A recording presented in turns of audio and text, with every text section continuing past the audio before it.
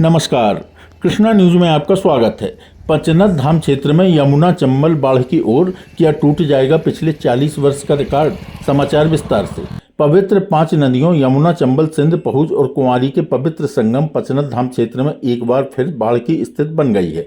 चूंकि संपूर्ण देश में, विशेष रूप से राजस्थान, दिल्ली, मध्य प्रदेश में हो रही लगातार बारिश से कोटा बैराज से कल छोड़े गए लगभग 5 लाख क्यूसेक पानी से चंबल नदी में उफान आने से यमुना चंबल संगम पंचनद धाम में यमुना नदी में बाढ़ का असर दिखाई दे रहा है, जिसमें पानी की बढ़ने की रफ्तार 1 घंटे में 10 से 12 सेंटीमीटर है और सुबह 3 बजे से खबर लिखे जाने तक 1.5 मीटर पानी बढ़ गया है।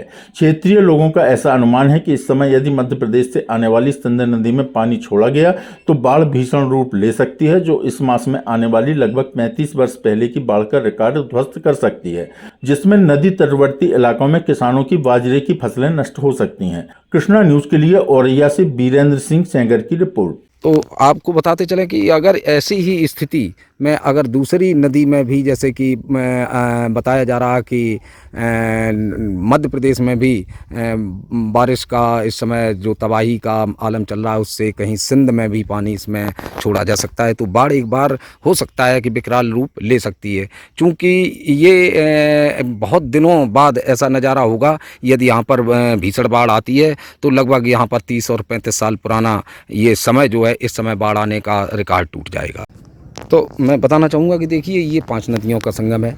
आप दूर तक देख रहे होंगे, मैं आपको जूम करके भी दिखाऊंगा कि यहाँ पर 5 नदियों का संगम, यानी यमुना, चंबल, सिंध, पहुज और कुंवारी पवित्र नदियों का जो संगम होता है। मैं आपको दिखा रहा हूँ कि दूर ये दिख रहा होगा जहाँ पर एक पुल, वहाँ पर ये 5 नदियों का संगम होता है। और यहीं 5 नदियों में यमुना और चंबल, जो चंबल कोटा से आती है, उसका भी पानी आता है।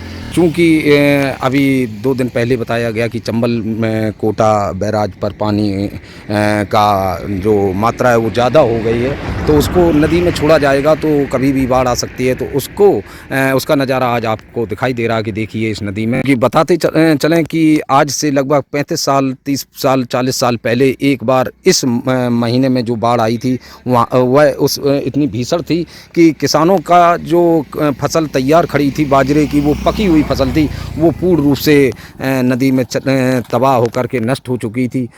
तो लगता है कि कहीं अगर इस बार भी वही स्थिति बनी तो ज़रूर यहाँ पर किसान को लाभ के साथ नुकसान ज़्यादा उठाना